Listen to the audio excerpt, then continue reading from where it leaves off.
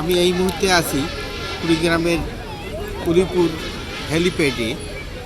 আপনারা নিশ্চয় অবগত আছেন যে বাংলাদেশ সেনাবাহিনীর 2 জন গর্বিত সদস্য সুদানের শান্তিরক্ষা মিশনে কর্মরত অবস্থায় গত 13 ডিসেম্বর সন্ত্রাসীদের ড্রোন হামলায় নিহত হন। তাদের লাশ গতকাল ঢাকায় এসেছে এবং ঢাকা ক্যান্টনমেন্টে নামাজে জানাজা হয়েছে। আজ হেলিকপ্টার যোগে এই স্থানে আসার কথা, বৈরী আবহাওয়ার কারণে লাশ আসতে বিলম্ব হচ্ছে। আমরা এখানে দায়িত্বরত সেনাবাহিনীর ক্যাপ্টেন তামিম সূত্রে জানতে পেরেছি যে লাশ এলে এখান থেকে গার্ড অফ অনার দিয়ে পরিবারের কাছে হস্তান্তর করা হবে।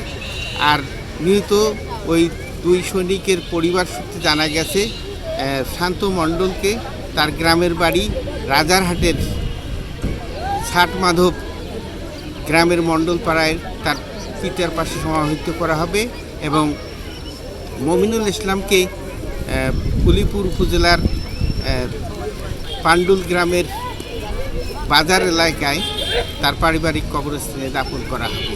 আরও জানা গেছে যে মমিনুল ইসলাম কুমিল্লা ক্যান্টনমেন্টে কর্মরত ছিলেন এবং শান্ত মণ্ডল ছিলেন বগুড়া ক্যান্টনমেন্টে।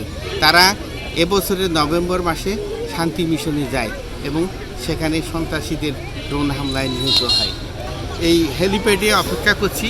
এখানে দেখা যাচ্ছে যে অপেক্ষমান সেনাবাহিনীর সদস্য, ফায়ার সার্ভিস এবং সংবাদকর্মী এবং স্থানীয় জনগণ অপেক্ষা করছে। লাশ কখন আসবে তার অপেক্ষায় আমরা অপেক্ষমান। এখানকার পরিস্থিতি এই মুহূর্তের আমরা বলতে পারি যে এই 2 সেনা সদস্যের মৃত্যুতে রাষ্ট্র যেমন গভীরভাবে ব্যথিত, এলাকার জনগণ এবং তার পরিবারও গভীরভাবে ব্যথিত। এই 2 সেনা সদস্যের দেশ তথা বিশ্বের শান্তি মিশনে অংশগ্রহণ করে দেশকে গর্বিত করেছে।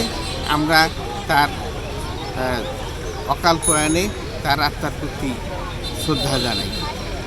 ছিল কুড়িগ্রাম থেকে আমিনুল ইসলাম, বাংলাদেশ প্রতিদিন।